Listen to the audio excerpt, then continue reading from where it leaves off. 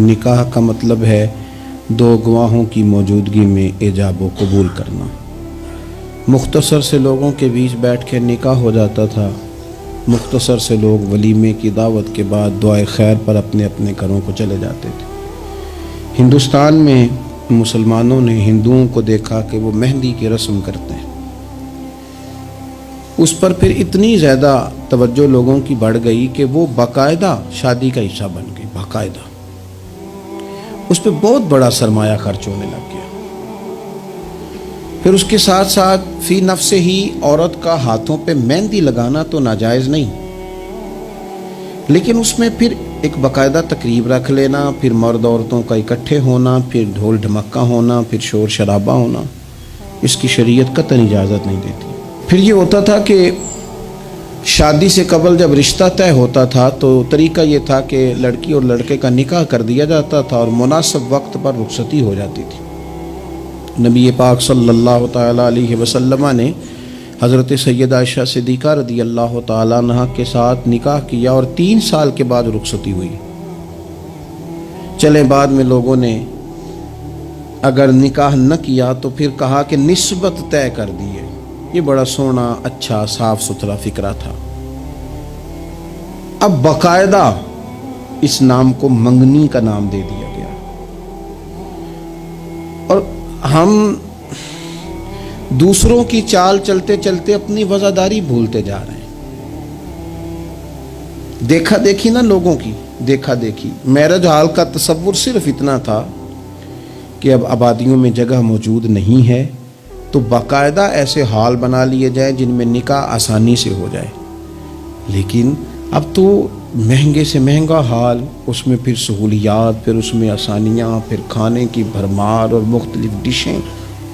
یہ سوائے اپنے اوپر بوجھ ڈالنے کے، امیر بوجھ ڈالتے ہیں، غریبوں کو پریشان کرتے ہیں، ان کے بچے دیکھا دیکھی اس چکر میں پڑ جاتے ہیں، حالات سنگینی کا رخ اختیار کر جاتے ہیں۔ منگنی باقاعدہ میرج ہال میں ہونے لگ گئی۔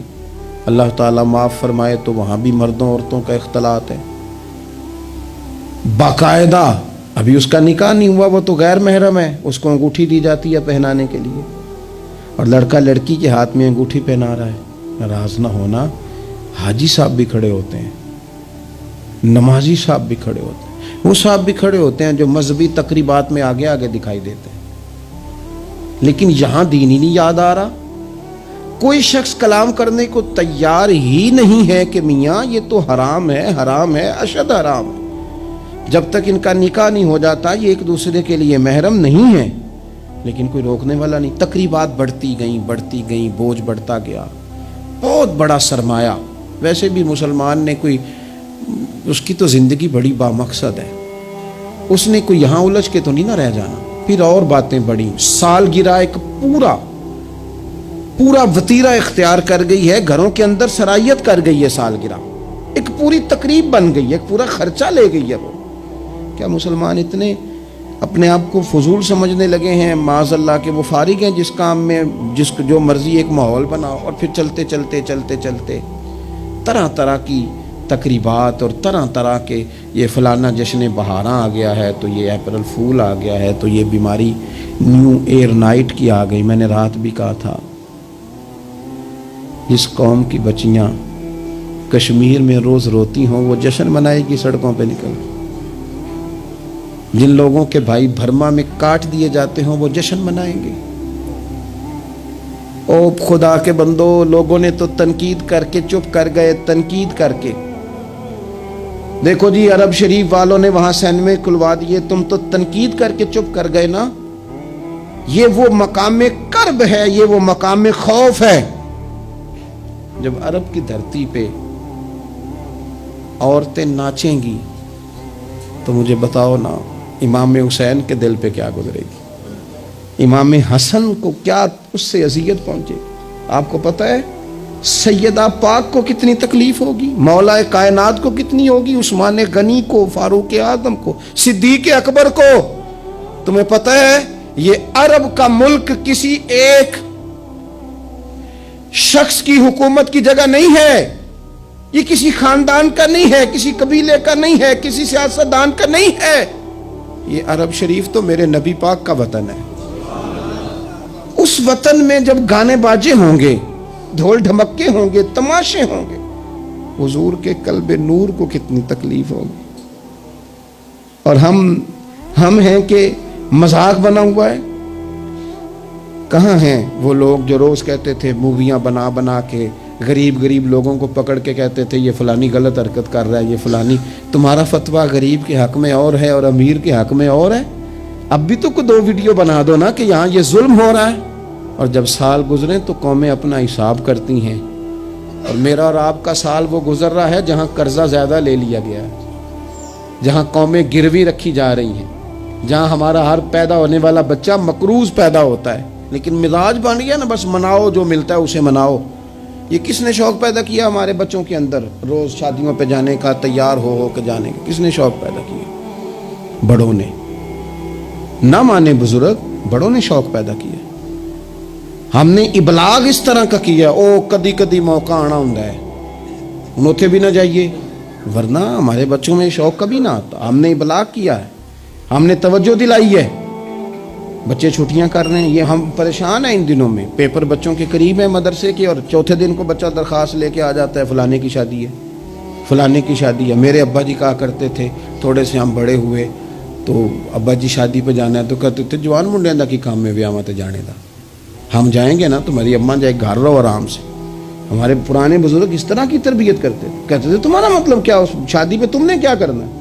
और यहाँ सारा काम ही बच्चे और बच्चियों को दे दिया गया, बच्चे और बच्चियों को, और तैयार करके नहीं जाता। किसी खास जगह पे कोई मजबूरी हो जाए, कुर्बत इतनी ज्यादा हो कि रहा ना जाए, तो कभी निकाह पढ़ाने के लिए जाऊं ना तो बस मेरे कानों से आवाज़ टकराती नहीं, लेकिन मैं समझ जाता हूँ कि क्या बातें गूंज रही हैं। और पर्दा ही कर लो थोड़ा सा।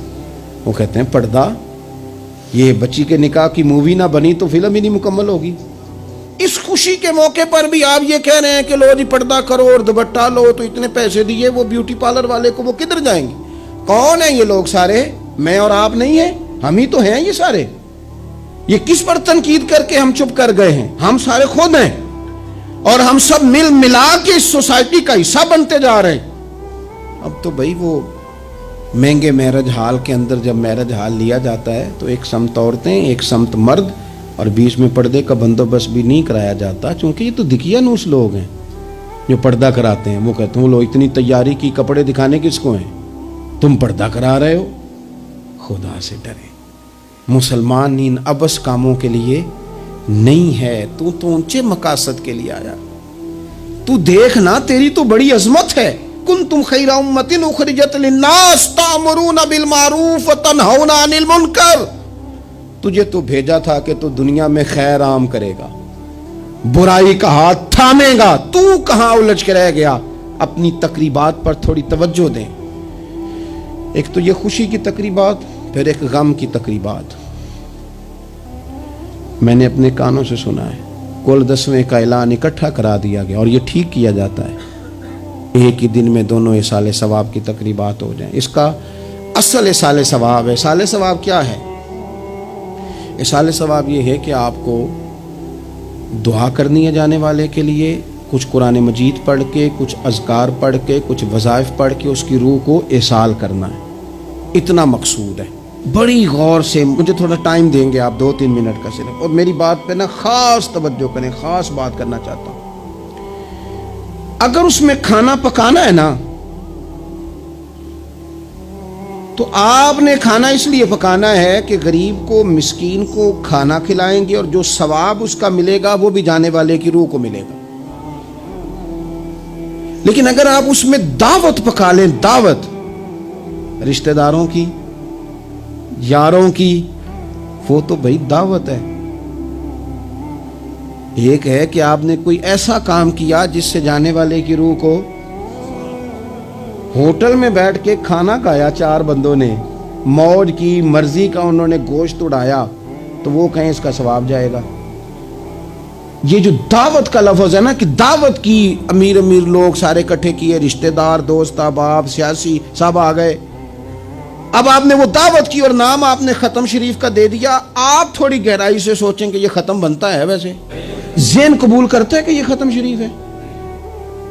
अब मैं कह लूं اب میں یہ بات کر لوں کہ ہمارے ہاں کچھ ولیمہ نما چہلم بھی ہوتے ہیں، ولیمہ نما چہلم، وہ ٹائٹل چہلم کا ہے اور اندر جا کے دیکھو تو ماحول سارا ولیمے کا ہے، تو یہ سال ثواب ہے؟ آپ بتائیں ذمہ داری سے کہ یہ سال ثواب ہے؟ آپ غرباء کی دعوت پکائیں گے، غریبوں مسکینوں کی، ان کی دعوتیں اعلیٰ حضرت بریلوی رحمت اللہ نے لکھا ہے جائز نہیں ہے دعوت کرنا اس طرح، ہاں آئے ہوں کھانا کھا جائیں، فی نفس سے ہی رشتہ داروں کو کھانا کھلانا دعوت کھلانا ثواب ہے، لیکن ختم کو چیلم کو 10ویں کو دعوت بنا لینا یہ درست؟ ویسے ان کو دیں آپ ثواب ہے، لیکن ہمارے ہاں تو مطلب عجیب سا ایک ماحول ختم شریف، یعنی کل 10ویں کا اکٹھا اعلان ہو گیا، میں موجود تھا تو کہنے لگے ویکھو انہیں پیسے لگے جو بچانے، خدا کے بندو یوں تو نہ کرو، ایک ان کا والد چلا گیا، والدہ چلی گئی، کوئی عزیز چلا گیا، اور دوسرا یہ کہ آپ یہ بتائیں گھر سے روٹی نہیں ملتی صرف ختم کی ملتی ہے، اتنی چھوٹی سوچ کون پیدا کرتا ہے؟ یہ تو ماحول میں ہی ایسی باتیں نہیں ہونی چاہیے۔ میں آپ کو کہہ رہا ہوں، میں مولوی صاحب ہو کے مسجد کا خطیب ہو کے، حالانکہ چیلم پہ ڈیوٹی مولوی صاحب کی ہے، ان کو تو موقع ملنا ہے 10ویں کا بھی، چیلم کا بھی، کل کا بھی، لیکن مولوی کا بھی تو کول ہونا ہے نا، اسے بھی تو خیال کرنا چاہیے کہ جو چیزیں درست ہیں صرف اتنی درست ہیں، حد بندی سے باہر جائے تو چیز ٹھیک نہیں رہتی۔ اس لیے ان تقریبات کو بھی یقین کریں، کل شریف پہ ماحول دعوت کا نہ ہو۔ میں آپ کو ذمہ داری سے کہتا ہوں، کسی کا باپ فوت ہو جائے تو جتنی اچھی دعا وہ مانگ سکتا ہے درد سے اتنی کوئی اور نہیں مانگ سکتا، لیکن وہ تو دعوت پکا رہا ہے نا، وہ تو دیگوں پہ ہے، وہ تو ٹینٹ کا سامان اکٹھا کر رہا ہے، وہ تو ترتیب لگا رہا ہے۔ اور میں ذمہ داری سے کہتا ہوں، کل سے پہلے 10ویں کے بعد چیلم کے بعد بیٹوں کی لڑائی ہوتی ہے کہ خرچہ زیادہ ہے تم حصہ نہیں پورا دے رہے، یہ سال ثواب ہے؟ تیرے ذمہ 25,000 ہے، تیرے ذمہ 30,000 ہے، یہ سال ثواب ہے؟ یہ غلط چیز ہے، کیونکہ آپ ایک ماحول ہے دعوت کا، ایک ماحول ہے دعا کا، ان دونوں میں فرق ہے۔ جہاں دعا کا ماحول ہوگا نا وہاں نہیں یہ ٹینٹوں کا چکر، روٹیوں کا چکر، یہ آنے جانے والوں کا چکر، میرج حال، وہاں نہیں، وہاں تو لوگ قرآن شریف پڑھیں گے، وہاں تو گھر والے بھی بیٹھ کے تسلی سے تسبیح کریں گے اور پھر تسلی سے آنسوؤں سمیت رب کی بارگاہ میں دعا کریں گے۔ دعوت اور دعا کا ماحول ہی الگ الگ ہے، اس لیے جو ہماری تقریبات اصال ثواب کی ہیں۔ اور پھر میں آپ سے عرض کروں، امیر بڑے بڑے چیلم کرتے ہیں، غریبوں کو مشکل میں ڈال دیتے ہیں، مشکل میں، پتہ نہیں بیچاروں کا بیماری پہ کتنا کو خرچ ہو۔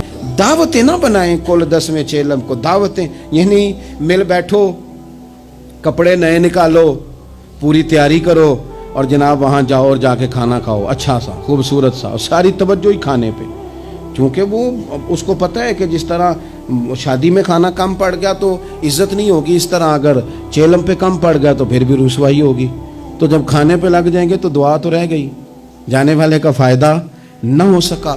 دو ایک باتیں مزید اسی عنوان پر، اللہ تعالیٰ نے قرآن مجید میں یہ فرمایا کہ کل بفضل اللہ وبرحمتہ فبذلک فلیفرحوا۔ اے محبوب علیہ السلام، آپ اپنے غلاموں سے فرما دیں کہ جب اللہ کا فضل اور اس کی رحمت ملے تو پھر خوشی منایا کریں، اظہار مسرت کریں۔ امام فخر الدین رازی رحمۃ اللہ علیہ نے یہاں ایک بات لکھی ہے جو بڑی خوبصورت ہے اور بڑی سمجھنے والی ہے۔ امام رازی رحمۃ اللہ علیہ فرماتے ہیں کہ یہ خوشی اس لیے نہیں منانی کہ انعام ملا ہے، خوشی اس لیے منانی ہے کہ رب کی طرف سے ملا ہے، خوشی اس لیے منانی ہے کہ محبوب نے دیا ہے۔ تو جب محبوب دے نا، وہ چند دن پہلے بڑا لطف آیا، بس ایک بات ہے بھولتی نہیں، سے ثبوت نہ منگو میتھوں نظر کرم کا دھوئی، اے میں جانا یا دل بر جانے غیر نہ جانے کوئی۔ یہ اس لیے خوشی منانی ہے کہ نظر کرم ہوئی ہے، اللہ نے نوازا ہے۔ تو اب جب اس لیے خوشی منانی ہے کہ اللہ نے دیا ہے تو پھر خوشی بھی وہی منانی ہے جس سے اللہ راضی ہو، اسی انداز میں رہنا ہے جس میں رب رسول راضی ہوں۔ تقریبات میں 2-3 چیزوں کا خاص خیال، ایک تو خرچ حد سے زیادہ نہیں ہونا چاہیے، اعتدال کے ساتھ خرچ کریں، فضول خرچی سے بچیں، شادی کی تقریبات کو فضول خرچیوں سے بچائیں۔